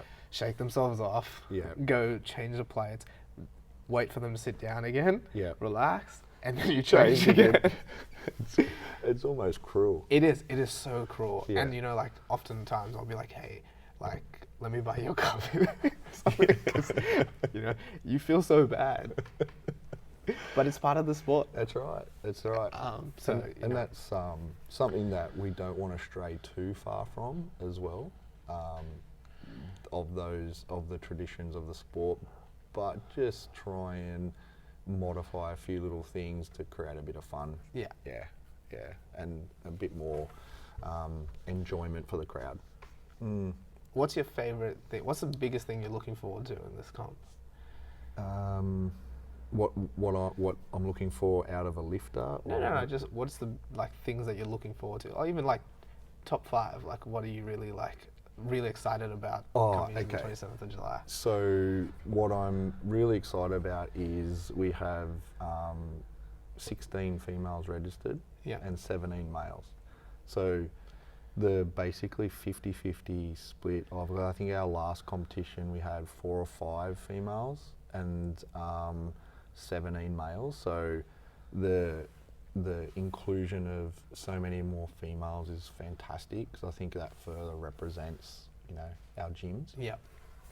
And girls are better at strength training anyway. They are, yeah. So the competition that's going to provide is exciting. The guys haven't, you know, I'm really excited to watch you defend your title. Man, it's hard being at the top. Yeah, it is. I know there's a bunch of people that are like Yeah. gunning for that spot. But you know, that's anything can happen on the day. That's true. You know, just Josh, who, you know, travelled up to Darwin, and you know, he missed his 3 snatches. You know, anything can happen on the day. So the experience will show. So you've got that under your belt. So that's a massive tick, and you're strong, and all of your lifts are, you know, you're spot on. And so some people might be stronger in the powerlifting but weaker in the Olympic lifting. That's really going to show out. So I'm really excited to see you defend your title. I think it'll be very close. I'm excited at the crowd that we're going to have there, because, you know, I mean, last comp we had 22 lifters and it was a great atmosphere in there. Now we've got 35 lifters. Each person usually brings 2 or 3 people with them. So, you know, we're going to have the stalls back again. So it'll be like a carnival type atmosphere. Yeah, last time we had like a jumping castle. Yeah. We're not going to have the jumping castle this time. We need the space. Yeah, that thing took up so much space. It did. So I was really bummed that I couldn't get in it either. Yeah. It's the kids loved it, and again, that's the little things that I've noticed at competitions that I've been to in the past. Is there's kids just running around, and parents are distracted from the kids because I'm bored, I want to go home. So just trying to create something where even just to give parents a bit more of a better experience. Do you run a kids program? Yeah. No, we don't, and that's. Have you recently seen that we've reached out to employ another coach? Yes. Yes. So what that is driven by is to free me up from coaching. Yeah. So you can work on other parts of the business. Correct. All the little things like CrossFit Kids, CrossFit Teens, developing those programs, all the little 1%ers that we're not getting to at the moment, to focus more on building the Arete brand and you know, strengthening our relationships in the gym. Most importantly, doing more networking. So, you know, with yourself and other, you know, 2147, and I've spoken to Matt a fair bit with the recovery centre. And is he coming out for yeah. Oh, he was out at your last comp as well. Yeah, he was. So he'll be back again. And he's been very generous with prizes for the winners and stuff. Dude, those two are honestly the nicest people in the world. Yeah. So shout out to CrossFit 2147 and the recovery centre. Yep. Get your recovery on. Yeah, exactly. Get a massage. Put yourself in some. Does he use Normatec boots? Normatec compression pants. Yeah. Put yourself in those boots. Yeah. So the feedback from them were fantastic. The guys saying that their legs recovered so much quicker from using those. I'm keen to get in the pants. Yeah. Next time he's out. So yeah. So you want to get in Matt's pants? That sounded weird, didn't it? Yeah. So yeah, the leg recovery is important in our game, isn't it? Yes, 100%. Yeah. If you just CrossFit, weightlifting, powerlifting, all leg-centric sports. Yep. If you can't turn that over to, you know, go again the next day, that opens you up for like so many problems. Yeah. One of our athletes, Brad Evans, phenomenal. when we had our last CrossFit comp, he sat in the pants, and he said instantly his legs were good to go. Yeah. Again, and so, you know, for him to have that endorsement, that held a lot of weight for me. So, yeah, so those things most excited about, and just the opportunity that it gives people to come and do a competition that they normally wouldn't do. And probably a sixth thing is the epic, where this could end up in terms of what a human can potentially do. Like even just watching the last one, you know, you've got someone snatching above 100 kilos, clean and jerk. So, you know, you got Jack who was doing 150. You know, you got 130 plus clean and jerks, and then you come out and you got back squats well over 200, benches, you know, well over 120, 130, and then your deadlifts are north of 250. And well, a guy almost deadlifted 300 last one, right? Yeah. So Luke, he's not there this time. He's injured. Yeah, so he's out. I think he deadlifted 285. So the numbers, it's just going to be really great to see what people are capable of. Well, I'll tell you what I'm most excited of. Yeah. Our team that we're bringing is such a mixed bag of like athletes that have been competing for a long time and people that have literally just started any sort of strength training like last week.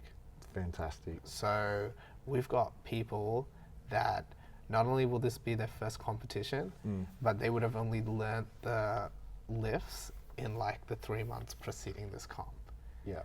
And I'm sure you're the same. Yeah. You have people that are brand new. So, yeah. Dude, I'm so excited. Yeah. I can't wait. And it's just such a, you know, they wouldn't normally do it. Like, how long would it take those people to go and register with? Some of them would never do it. Exactly. So, like, getting people in like this, like, you saw the messages I sent you of, like, people in the gym peer pressuring other people into doing the comp. So, like, that's what it was like. There was, at the start, it was just, like, you know, you open that thing up and me and Jack registered day dot, right? Yeah. And then, like, so much so that we didn't even end up paying because you didn't have the payment gateway. We didn't have the payment gateway, yeah. So we registered, and then like a few other dribs and drabs, and then all of the rest of the people registered within a week because we just like, you know, we're like, you know, it's closing. Yep. Better get in there. Don't be a loser. Like Basically bullying. Yeah, basically bullying. The only time bullying is ever accepted. Well, I was going to cap that at 30. Yeah. And I've extended it to 35. So because of the wave of people wanting to be involved, and so I would love to get to a point where it is unlimited, but at the moment just with space, and also too, I don't want to have too many people that it becomes, you know, we're missing a lot in our management of it, that it becomes less of an experience for you guys, and we want to just baby steps and gradually build that to where we want to go. So actually, you know, one thing that would help you guys a lot, actually I can speak about this after the podcast. Okay. Yep. Yeah. Cool. Just remind me. Yep. Actually, this is probably a good place to finish off anyway. Yeah. I'll talk your ear off, sorry. No, that's fine. It was fun. I loved it. Yeah, it's good. I feel like we should do a round 3, 4, 5. Yeah. I've already planned round 2, so. Yeah. I think we need to reverse the tables and I can interview you at some point. Yeah, definitely. All right, sounds good. Craig, where can people find you and your gym? Yeah, so CrossFit Arete. We're at the end of the RAF base there at Richmond. You can go to our website, www.crossfitarete.com.au. We have our Instagram page, CrossFit Arete. My mobile number, 0406 0406 042799. Available anytime. So that's where we are, Richmond, New South Wales. Awesome. All right. And guys, you can find RAW Barbell Club at RAW Barbell Club on all of our social medias. So that's Instagram, Facebook, YouTube, Twitter, and all that. Make sure you follow us on Instagram, check out the stories, make sure you subscribe to us on YouTube. You can check out the podcast and all the other cool things we put up. And guys, first off, thank you so much for sitting through that. Thank you. It's an amazing opportunity. Every day I get to interview someone and talk to someone, and I greatly appreciate you. And if you appreciated this episode, please give us a 5-star rating on iTunes or wherever you listen to this, because that's how we grow. And share it with your friends. Everyone wants to know. Thanks, Andy, for the opportunity and just to listen. And no problem. It was so powerful. I really loved it. I was nervous, but thank you. What you are doing here is fantastic, and I think you should be very proud of what you're achieving and what you're doing here, and the best weightlifting gym around. Thanks, man. All right, champion. Appreciate it. See you guys next time. Bye.